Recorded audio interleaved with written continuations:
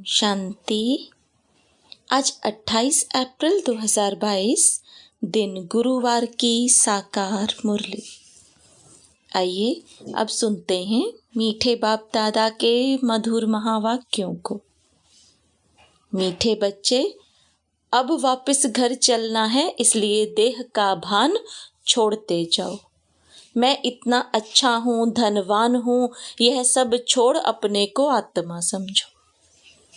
प्रश्न: किस निश्चय व धारणा के आधार पर तुम बच्चे अपनी बहुत ऊंची तकदीर बना सकते हो?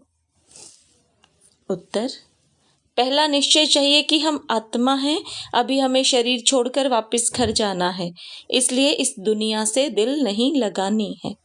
दूसरा, हमको पढ़ाने वाला और साथ ले जाने वाला शिव बाबा है, उनकी श्रीमत पर हमें चलना है। श्रीमत पर चल अपना व अपने मित्र संबंधियों का कल्याण करना है। जो बच्चे श्रीमत पर नहीं चलते या जिन्हें पढ़ाने वाले बाप में निश्चय नहीं, वह कोई काम के नहीं, वह चलते चलते गुम हो जाते हैं, ऊंच तकदीर बना नहीं सकते। गीत। ओम नमो शिवाय। तुम ही हो मात सहायक, स्वामी सखा, तुम ही सबके रखवारे हो। ओम शांति। बच्चे बैठे हो और जानते हो कि बाबा के सामने बैठे हो। कोई सन्यासी, उदासी, मित्र संबंधी आदि के सामने तो नहीं बैठे हैं।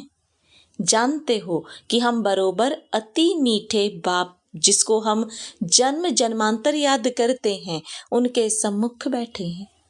हम भी उनके जीते जी बच्चे बने हैं।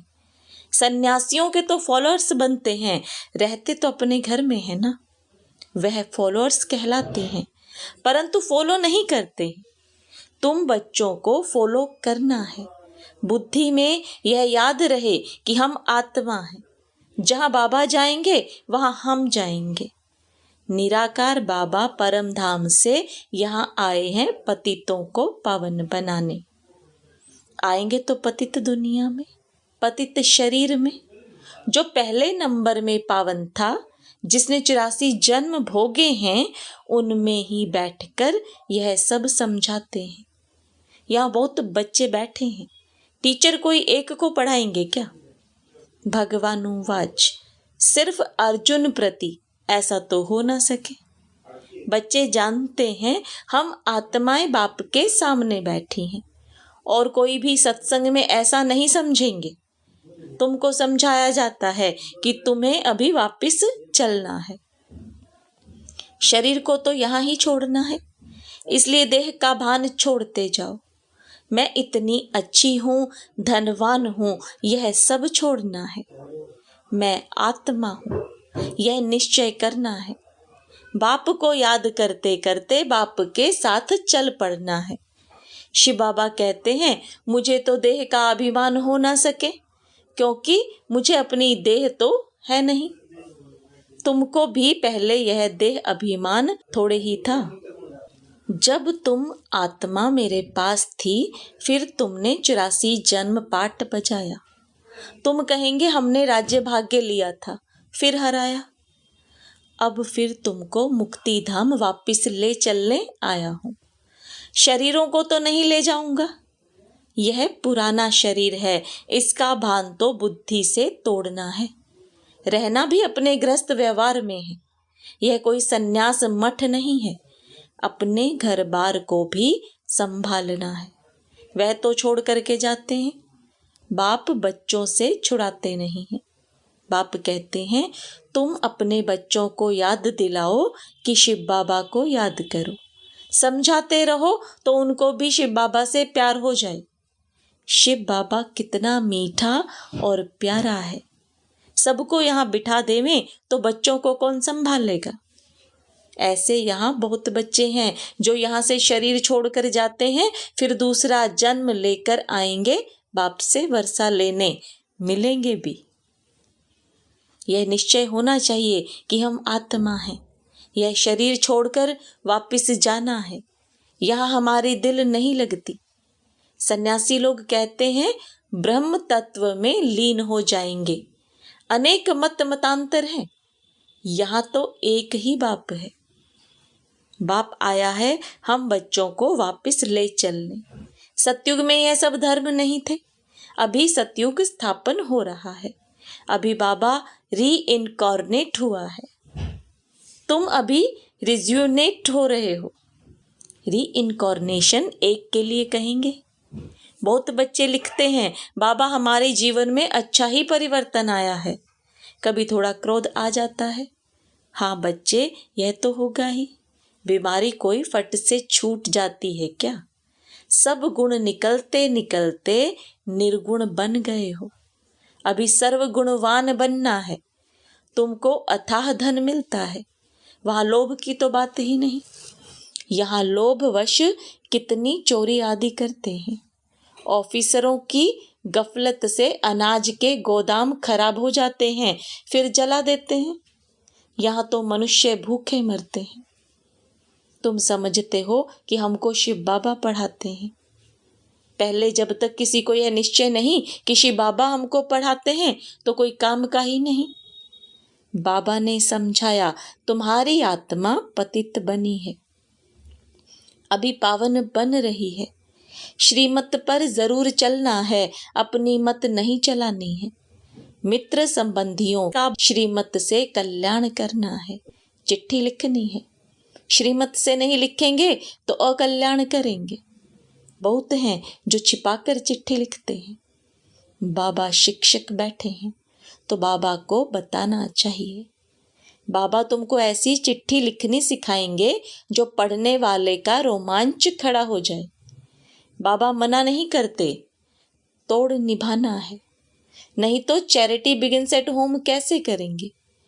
कई हैं जो श्रीमत पर नहीं चलते तो गुम हो जाते हैं, तकदीर में नहीं है तो चल ना सके। ऐसे बहुत पुरुष आते हैं जिनकी स्त्रियां नहीं आती हैं, मानती नहीं है। शिव बाबा लिखते हैं तुम तो कमजोर हो, उनको भी समझाओ। तुमने तो प्रतिज्ञा की थी कि आज्ञा मानेंगी। तुम अपनी स्त्री को ही वश नहीं कर सकते तो विकारों को वश कैसे कर सकेंगे। तुम्हारा फर्ज है स्त्री को अपने हाथ में रखना, प्यार से समझाना। शास्त्रों में यह सब इस समय की बातें लिखी हुई हैं। तुम ब्राह्मण भी पहले बुद्धू थे, अब बाबा ने बुद्धिवान बनाया है। तुम जानते हो शिव बाबा ने 5000 वर्ष पहले ऐसा ही पाट बजाया होगा, ऐसे ही समझाया होगा और यह ब्रह्मा भी जान गए।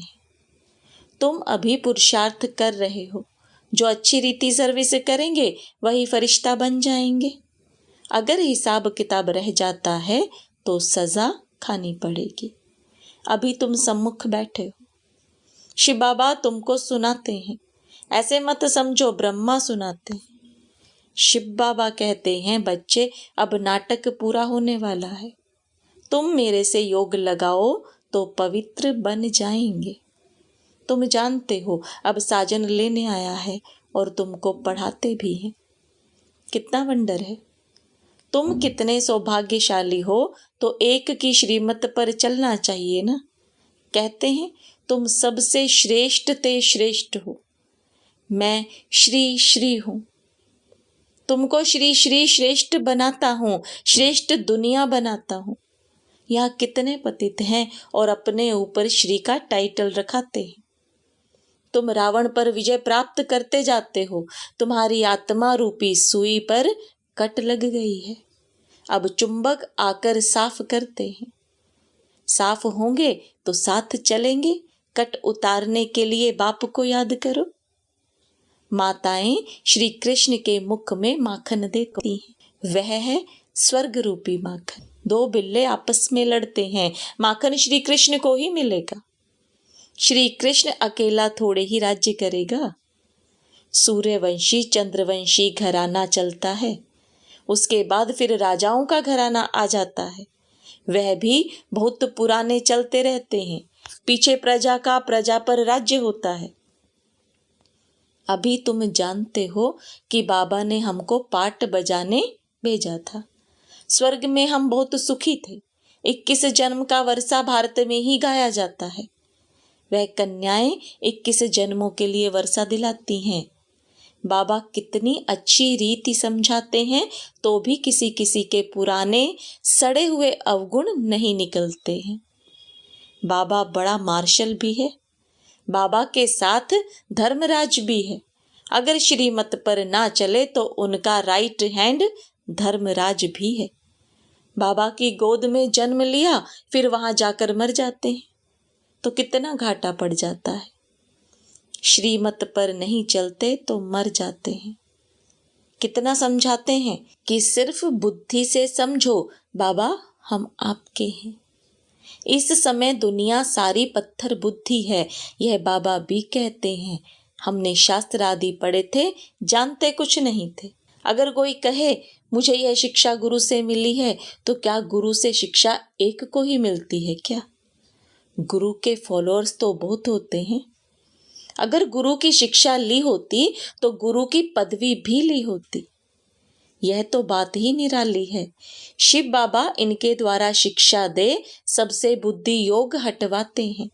एक ही धक से सब कुछ छुड़ा दिया। बहुत बच्चों ने भी ऐसे ही किया। भट्टी बननी थी। पाकिस्तान में बच्चों की कितनी संभाल हुई। बुद्धिवानों की बुद्धि बाबा बैठा था। हम पाकिस्तान गवर्नमेंट को कहते थे अनाज अच्छा नहीं मिलता। झट ऑफिसर कह देते जो चाहिए सो पसंद कर ले जाओ। बुद्धि का ताला खोलने वाला बाबा था। सहन तो कुछ करना होता है। कुमारियां कितनी मार खाती हैं, कितना याद करती हैं। बाबा कमाल है आपकी, हमको ईश्वरीय लॉटरी मिलती है। कितना बच्चों को मीठा बनना है, प्यार से चलना है, घर वालों को भी उठाना है।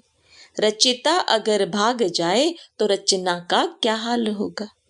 यह सन्यासियों का यह पाठ था। उस समय पवित्रता की दरकार थी। यह सारा खेल बना हुआ है। सारी राजधानी यहाँ स्थापन हो रही है। सतयुग में पतितों को पावन नहीं बनाएंगे। यह संगम युग ही मशहूर है। बाबा कहते हैं मैंने आगे भी कहा था कि कल्प कल्प के संगम युगे आता हूँ। उन्होंने फिर युगे युगे कच्छ मच अवतार लिख दिए हैं। मनुष्य भी सत्य सत्य करते रहते हैं। रावण राज्य है ना। सन्यासी सदैव शांति मांगते हैं, सुख को नहीं मानेंगे। कहेंगे ज्ञान ठीक नहीं है, दुनिया में सुख है कहाँ। राम था तो रावण भी था, कृष्ण था तो कंस भी था, और स्वर्ग में अपार सुख था। कृष्ण को इतना प्यार करते हैं, वह तो स्वर्ग में ही मिलेगा। यह तो अभी तुम्हारी मनोकामना पूर्ण होती है। तुम जानते हो बाबा कृष्णपुरी में ले चलने के लिए पुरुषार्थ करा रहे हैं। तो बाबा के साथ सच्चाई सफाई बहुत चाहिए। छिपाने से बहुत नुकसान होता है। ना सुनाने के कारण भूल वृद्धि को पाती रहती है। बाबा कदम कदम पर श्रीमत देते हैं, फिर भी कोई राय पर ना चले तो बाबा क्या करे। बाबा समझाते हैं तुम ईश्वरीय संतान में बड़ी रॉयल्टी और सयानापन चाहिए। बहुत प्यार से तुम्हें सबको बाप की पहचान देनी है। पूछते हैं परम पिता परमात्मा के साथ तुम्हारा क्या संबंध है। वह तो स्वर्ग का रचयिता है, तो स्वर्ग के मालिक पने का वर्षा होना चाहिए। तुमको वर्षा था, हरा दिया, फिर तुमको देते हैं। यह लक्ष्मी नारायण यहाँ का लक्ष्य है। बाप जरूर सतयुग का ही राज्य भाग्य देंगे। तुम बच्चों को सर्विस करनी चाहिए। सबको जी दान देना है 21 जन्म के लिए। तुम ही महान पुण्य आत्मा हो। तुम्हारे जैसी पुण्य आत्मा कोई हो ना सके। पुण्य की दुनिया में तुम चलने वाले हो, बहुत मीठा बनना है। यह है पतित पावन बाप और दादा। बच्चों को वैशाल्य से निकाल शिवालय में ले चलने लिए आए हैं। इनको रौरव नरक भी कहते हैं। यहाँ दुख ही दुख है। बाबा आया है दुख धाम से निकाल सुख धाम में ले चलने के लिए। हम ऐसे पारलौकिक माता पिता से सदा सुख लेने के लिए, मिलने के लिए आए हैं। यह बहुत खुशी की बात है। तुम्हारे को खुशी है कि हम शिवालय स्थापन करने वाले भोला भंडारी बाबा के पास जाते हैं। याद भी शिव को करना है, रथ को नहीं करना है। अच्छा, मीठे मीठे सिकिलदे बच्चों प्रति माता पिता बाप दादा का याद प्यार और गुड मॉर्निंग। रूहानी बाप की रूहानी बच्चों को नमस्ते। रूहानी बच्चों की रूहानी बाप दादा को याद प्यार गुड मॉर्निंग और नमस्ते। धारणा के लिए मुख्य सार। बाप के साथ सदा सच्चा रहना है, कुछ भी छिपाना नहीं है, बहुत बहुत रॉयल्टी और समझदारी से चलना है। 21 जन्मों के लिए हर एक को जीवदान देने की सेवा कर पुण्यात्मा बनना है। आत्मा रूपी सुई पर जो कट चढ़ी हुई है उसे याद की यात्रा में रह उतारना है। वरदान। स्नेह की उड़ान द्वारा समीपता का अनुभव करने वाले पास विद ऑनर भव। स्नेह की शक्ति से सभी बच्चे आगे बढ़ते जा रहे हैं। स्नेह की उड़ान तन से, मन से व दिल से बाप के समीप लाती है। ज्ञान योग धारणा में यथाशक्ति नंबरवार हैं, लेकिन स्नेह में हर एक नंबर 1 है। स्नेह में सभी पास हैं। स्नेह का अर्थ ही है पास रहना और पास होना व हर परिस्थिति को सहज ही पास कर लेना। ऐसे पास रहने वाले ही पास विद ऑनर बनते हैं। स्लोगन। माया और प्रकृति के तूफानों में सेफ रहना है तो दिल तख्त नशीन बन जाओ। ओम शांति।